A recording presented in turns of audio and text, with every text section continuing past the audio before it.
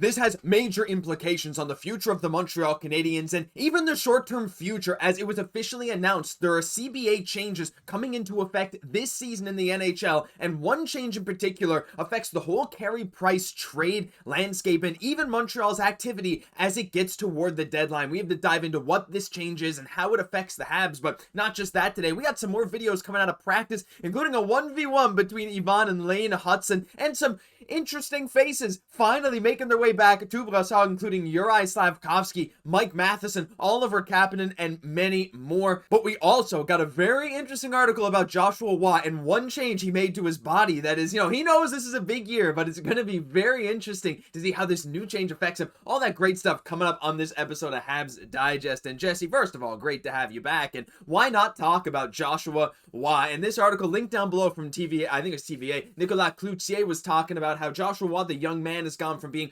virtually established to neglected since the Habs last training camp. He's lost about 15 pounds, and he makes sure to mention that the summer isn't over yet. Watt himself said, I'm going to be much faster. I feel that every time I step onto the ice, I'm leaner, faster. It's going to change my game. This is the last year of my contract, probably the most important year for me. We knew this, Jesse. Joshua was one of these guys that some people really believe in him, some don't, but this new change is kind of a revelation here for him, especially this self-awareness that goes along with it. I've been waiting for the Josh. Like, why didn't this happen earlier? Okay, we won't play shoulda, coulda, woulda here, but that was always the one drawback with Joshua Watt's game, right? And you have to feel like he was probably hearing it from management, Adam, Nicholas. But I feel like maybe with it being contract here, but maybe just maturing, coming to his own, he's finally realized what he needs to do, dropping those 15 pounds, which again is really huge because we know the skill that he has. Mm-hmm. The one drawback was the foot speed. This is really going to allow his talent and really how dangerous he can be on the ice to really come through. So, Josh, I'm so excited. Of course, there's the competition, which you have to feel factors into this. Florian Xhekaj, the likes of Oliver Kapanen, Owen, Beck, not to mention all the people in the NHL that he's now trying to catapult. Mm-hmm. He maybe waited, Josh, until the 9th hour to really make this big, significant change here. But it's exactly what he needs to do because that talent is there, Josh. I've been a truther all along, and now he's finally going to make me look good because I think we're going to start seeing it come to life this year here, Josh. I sure hope so. I mean, again, I feel like we got to remind people sometimes this dude was a 50-goal scorer in the queue. Now, again, a lot of the talk has been, he coasted on his talent, whatever. But even when he was in the NHL, like we saw lots of signs of this dude being an impact player. It just hasn't quite panned out that way. And this past year in the AHL was good, but these changes, he's very self-aware. Contract year can bring out the best in players. So very curious to see what Joshua Watt does this year and leave your thoughts. Do you think Joshua Watt can crack the NHL roster with these changes? We'd love to hear from you because like you said, Jesse, it's going to be a bit tight, especially with some other big names on this roster right now. We're seeing a bunch of them back in Brossard. Now, we'll probably talk about this 1v1 in a moment, but I just wanted to roll that because it's so cool. But you can see Patou Info, they tweeted out, look, it's starting to feel great right near here in Laval, or not in Laval, in Brossard right now. There's a few guys who are coming back. Juraj Slafkovsky, Mike Matheson, Oliver Kapanen, and Arber, Xhekaj, among some others who were on the ice. Again, Lane Hutson and Ivan Demidov were the first two out there today. But to see these guys coming back, we're almost back at training camp. To see Slav back is awesome too, Jesse. These guys just constantly building chemistry. I feel like this is the summer we've seen the most ever action at the practice facility. And again, we're still a little ways away from the season, but now that September Labor Day weekend is over, these guys are back and they're ready to get going as practice is going to get more intense. Ramping it up here, and we're seeing kind of a battle of wills here between Ivan Demidov and Lane Hutson under the close supervision of Adam Nicholas, which you have to feel is giving some good feedback again for two of your young stars coming up. The first two out there on practice, put some good use to it as well. But so nice to see Slav back as well. Josh, we want him to be that difference maker right from day one. Yeah. But really, in order to do that, he is really, you have to feel like he's been training. He's obviously been doing that Slovakia as well. But I feel, Josh, this competition, with Demidov and both Lane Hutson is really going to elevate that play for Slav coming up. Josh, who's going to have more points next year? More, less, or a tie for Slav and Demidov in terms of points? Josh, I can see a world where Slav having a breakthrough year, and because of that, I can see a world where they're almost tied in points, that much close. Maybe I'm giving too much credit to Slafkovsky, given how good we know Demidov is. I just think Demidov's going to be amazing, but Slav, he's going to have that breakthrough year. And I think we're going to see that competition, even that good rivalry between them this year. What do you think about that? You know what? That's actually a really fun question because, Slaf, as of now, should still get PP one time, and that's not guaranteed for Ivan Demidov, and that's where Slaf picks up a decent amount of points. But we know that Slaf's line, Slaf Suzuki Caufield at 5v5 was one of the best in the NHL. Like, I think you're right. Like, there's a world where they both get like 63, 64 points this year, and that would be seen as a success for both of them. I think I'd even be more comfortable saying Slaf might get more points because, Ivan Demidov is still learning, right? He's still got to deal with the physicality like Slaf did when he was younger, but it's not crazy to say either one of them. Leave your thoughts down below. That's a great question. And, you can even throw Lane Hutson in the mix because I bet you he's going to be right around. Yeah, exactly. Please do. Demigod versus the, oh no, do I have this? There we go. The Lane Train versus Slafzilla. Yeah, leave your thoughts. Which one of the, you think there's a world they could all end up within like 5 points of each other? That's maybe a crazy question, but it's not insane. No, it's not. And again, there's been a lot of talk about Lane Hutson having a regression.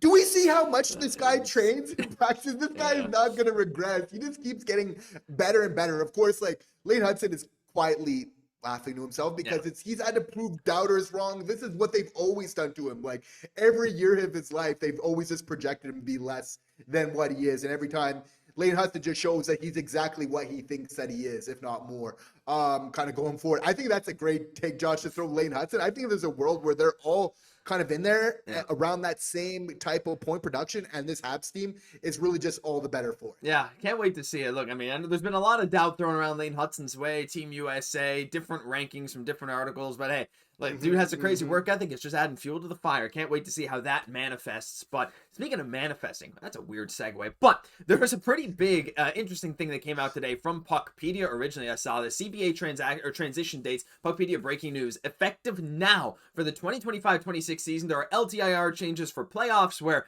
it will implicate kind of the average regular season cap hit now. Not really a worry for Montreal. Playoff cap, same stuff. No deferred comp. This is all fine. But there's a couple things that do kind of affect Montreal, Jesse, specifically the no paper loans and the double retention restriction. Now, Mark Dumont wrote a great article for Montreal Hockey Now that I've linked down below. And there's a lot of people talking about this and how it affects Montreal, but specifically the Carey Price situation. But I want to talk about the double retention just briefly first because, Montreal's been involved and we've thrown their name out as like, oh, we could be well, maybe not so much anymore. We could be a paper team to just absorb a bit of a contract to help facilitate a deal. We've done stuff like that before. You're no longer allowed to do that unless there's a 75 regular season game gap between the retentions. So you would have to plan this like months in advance before like the trade deadline to even be able to do this, which like a lot of people are speculating is going to slow down trades. And Jesse, as Montreal is pushing into this contention window where these kind of retention deals for Montreal now probably wanting to take on a player in the future or maybe deal off a bad contract like a Josh Anderson or probably not Gallagher, but you really never know. That makes these things harder to do mid-season because you need to plan it out more. I don't anticipate this being a huge negative for Montreal, but again, just definitely something to keep in mind as we're moving into a window where we're going to try and move out bad contracts and bring in some good players on cheap deals. And probably what this means is that the cost for getting rid of a contract that you'd like to is probably elevating going up there. We knew it wasn't going to cost nothing, but it really means that it goes up there. The implication for me, Josh, on this is though that the Carey Price, if they're going to trade his contract, it means that they're going to do a subsequent move that much quicker. Like if you're going to pay, let's say like a second rounder to get rid of Carey Price's contract, you best believe that if you're trading a second round pick, you're going to want to use that money for a player that's really going to help your team. Of course, Hughes, he's pulling the strings. He sees this coming from a mile away. But that being said, it really makes me feel that a subsequent move, once the Carey Price trade does happen, I think, within, could very subsequently within a couple of days here, I think another move happens shortly thereafter for that reason. Again, to be under the cap here going into the season so we can accrue over the year here. And Josh, it kind of gets me excited because I think it's time. It's calculated, and it really just makes a lot of sense. But it's like, for me, it's certain move can't realize it's like you either need to make a move or get off the pot for lack of a better term. And if we're going to do that with Carey Price's deal, that's really going to kind of necessitate, in my mind, another move shortly thereafter, which, we're in that stage anyway. And Kent Hughes wants to go out firing. So I think it's just par for the course. 100%. And again, like you made a great point there. It's like, look, if we want to bring in another big name player, like doing this now soon after Price is exactly when we need to do it. Again, with, retention stuff, if that comes into play or whatever, like this stuff going to happen soon. This is a tough thing. And again, the papering players makes a big difference as well, because like, for example, we can't just paper certain guys like Struble or Hutson or whatever to Laval to just move him down as a pure financial move. Now you have to play a minimum of one AHL game. So now you basically have to trade Carey Price's contract, because we literally cannot get under the cap for game 1 of the season, because there's not enough guys that we could paper down that are still waiver exempt. So Jesse, not only does it mean like a Price trade will probably happen, I would say it has to happen unless we want to dip into LTIR and like off-season LTIR, I should say, which is still an option, but it is far from the ideal, because like you said, we want to accrue. And to me, like, I think a couple days, like, I thought it would happen already. Now, I know there's going to be conversations between other teams, and this might even throw a bit of a wrench into it, though I assume teams have probably were made aware of this before we were. But like at the same time, like I would not be shocked, like you said, to see a trade go down literally this week, within the next few days, just so Montreal can be absolutely sure that there's no question marks heading into this season. Because this, like you said, like it adds urgency. You probably have to add a kind of pick onto Price's contract now, because other teams know, like, hey, Montreal, you lost a lot of leverage. Good luck moving on from this.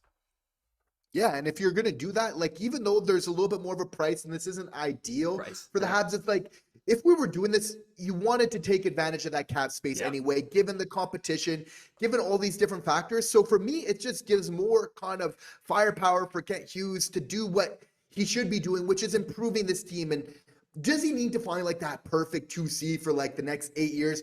No, that's not what we're asking. Just a spot where we're improving this team.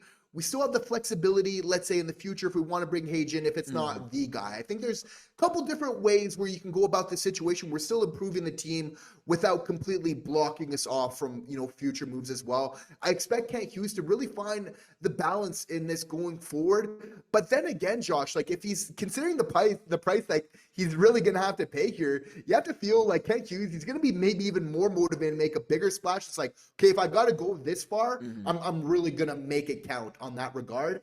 And to be honest, making that Montreal Canadiens team, you could say be patient. We don't need to rush. I just feel like where the team is at right now, there's so much positive momentum. Instead of, we got in the playoffs and then, kind of stalling out and then you try to get back in. It's like, let's ride this momentum that we have right now. I feel we can add to this team without hurting ourselves for the future and really making a big difference to get the most out of some key players on this team. Yeah, I mean, look, if the right move is there, go all in for it. Like, if you're paying a premium to get rid of this contract at this point, it's like, you're bang on. I think he knows what he's doing. He's going to cook something up, something fun, because we know something fun is going to happen. A price trade is essentially guaranteed, and pretty much everyone is saying that. It's a matter of when the market dictates that, but also as the season's closing in, and certain guy like a McTavish still doesn't have a contract. I know there's speculation it'll happen. This is one of these names that we're keeping an eye on, but among others, like Xhekaj or whoever else. But leave your thoughts down below. This does have pretty big implications on the Habs going forward. Again, not even just short term, but longer term as well. And we'd love to hear your thoughts, but that'll do it for this episode of Habs Digest. If you enjoyed, leave a like, comment, subscribe to the channel. Thank you for tuning in every single day, all off season long. I'm Josh Gosse, my co-host, Jesse Poirier. We'll catch you in the next one.